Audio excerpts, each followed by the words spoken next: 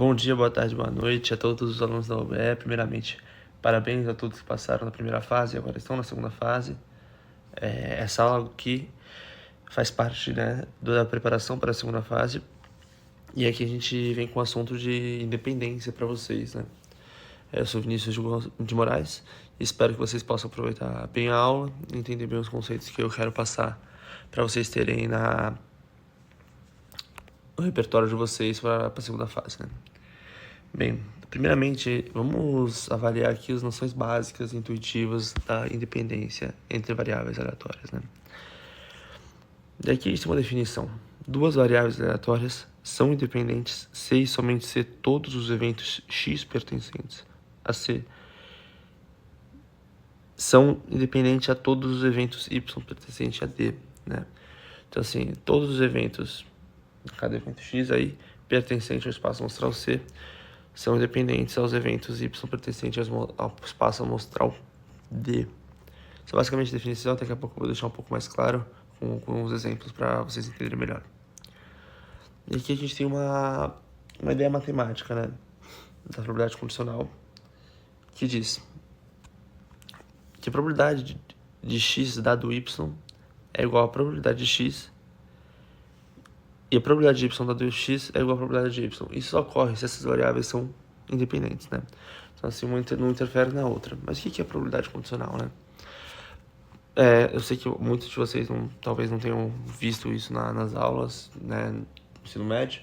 Então, aqui a gente vai tentar introduzir um pouco esse conceito para vocês. Bem, a probabilidade condicional nada mais é do que você medir uma probabilidade, né, um valor, a partir de outro evento. Então, por exemplo, qual a probabilidade de tal coisa acontecer, dado que você já tem a certeza que outra coisa já aconteceu.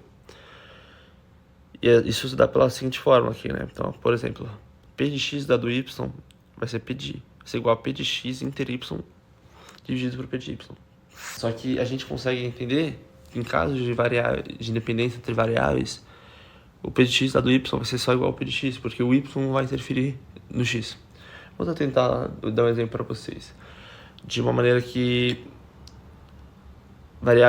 os eventos poderiam interferir, né? Qual a probabilidade de eu lançar um dado e ele ser o número 6, dado que ele é par? Certo? Entende? Então, existe a probabilidade de ser 6, existe a probabilidade de ser par. Você junta esses dois eventos e constrói uma probabilidade condicional. Mas se são variáveis independentes, não interfere, né? Exato. Eu vou dar um exemplo aqui de lançamento de um dado e lançamento de uma moeda, por exemplo. Então, assim, qual a probabilidade de eu tirar um número par no dado que eu tirei coroa na moeda? Vocês entendem que não faz sentido? Vocês entendem que é absurdo? Não tem relação nenhuma uma variável com a outra, logo não faz diferença saber qual lado da moeda saiu ou qual número do dado saiu. São variáveis aleatórias independentes. Então, voltando aqui ao segundo tópico, né, em que a gente fala, né, que P de x dado y é igual a P de x, a mesma coisa que eu falar aqui é a probabilidade de sair coroa, dado que no dado sai um número menor que 3, é simplesmente a mesma, é igual à probabilidade de sair coroa. Entendem? Então, assim, é uma informação completamente inútil que não faz diferença justamente porque são variáveis independentes. Certo?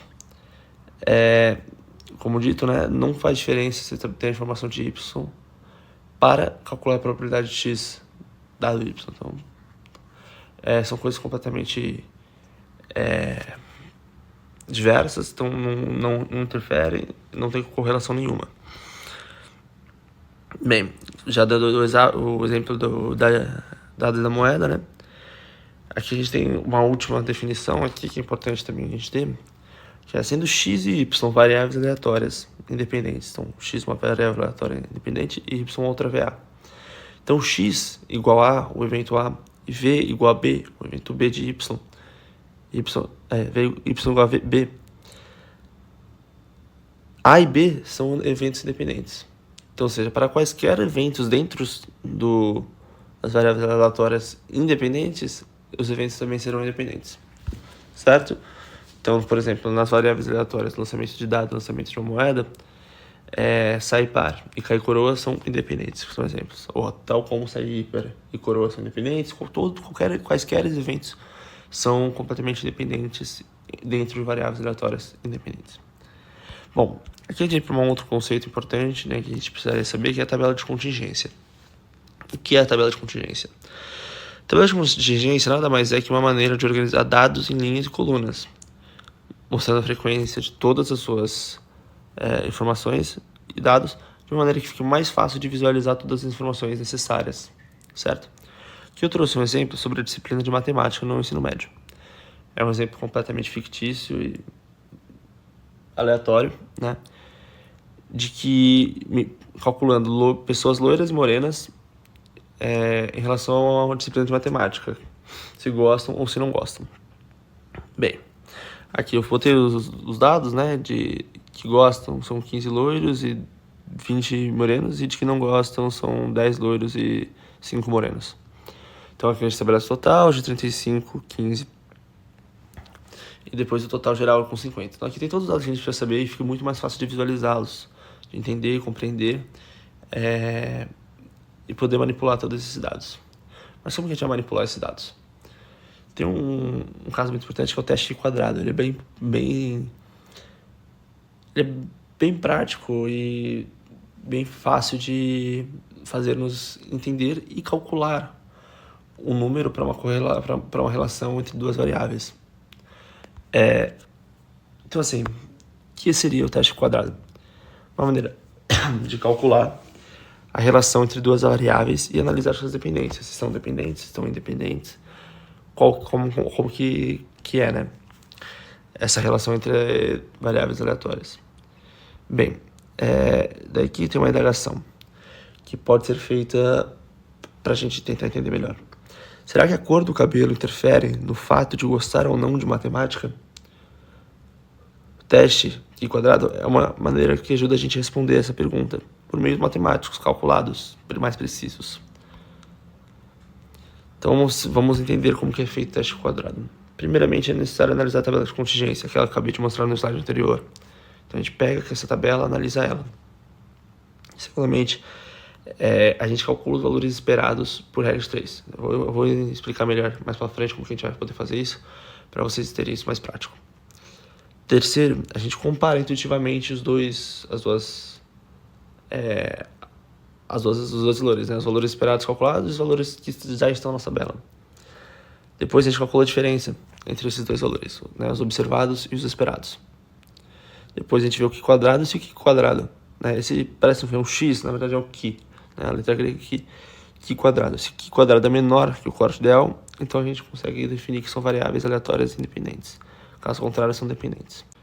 Bem, dado aqui, né, as explicações do teste quadrado, eu queria fazer uma última observação antes sobre esse método aí, né? O teste quadrado ele não funciona para variáveis, para todos os tipos de variáveis. Ele serve e né, sugestível que seja feito apenas com variáveis aleatórias nominais, né?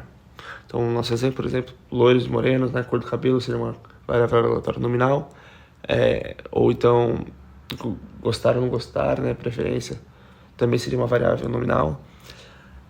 Então, assim, não é um teste, né, um processo que você pode usar com qualquer tipo de variável. Por exemplo, variáveis numéricas não seria possível. Por exemplo, altura. A altura são números, né? Então, tipo assim, tem 1,80, 1,60, 1,92, 1,73. Então, são vários números, né? E daí, são outros métodos, outras relações, né? Então, não funcionaria para esse caso. Então, assim, é necessário frisar isso e manter na cabeça que isso só funciona para variáveis nominais, certo? Bem, dado isso, a gente vai para o nosso exercício resolvido aqui. Traz a seguinte pergunta. Calcule o teste quadrado da tabela de contingência que relaciona a cor do cabelo com o fato de gostar ou não de matemática. E compare com o corte ideal. Com essas informações, o que é possível concluir sobre as variáveis e suas dependências? Bem, aqui se vocês quiserem fazer antes, eu vou deixar... Podem pausar o vídeo e tentar fazer com o passo a passo que foi dado. Bem, vamos resolver agora o exercício pelo passo a passo. Aqui, como estava no slide anterior, eu vou seguir os 5 passos. Então, começando pela tabela de urgência, né? Aqui a gente tem que fazer analisar ela intuitivamente. Como que a gente pode fazer isso, né? Eu simplesmente copiei e colei, né, a tabela anterior com os dados lá de loiros e morenos que gostam e não gostam da disciplina de matemática.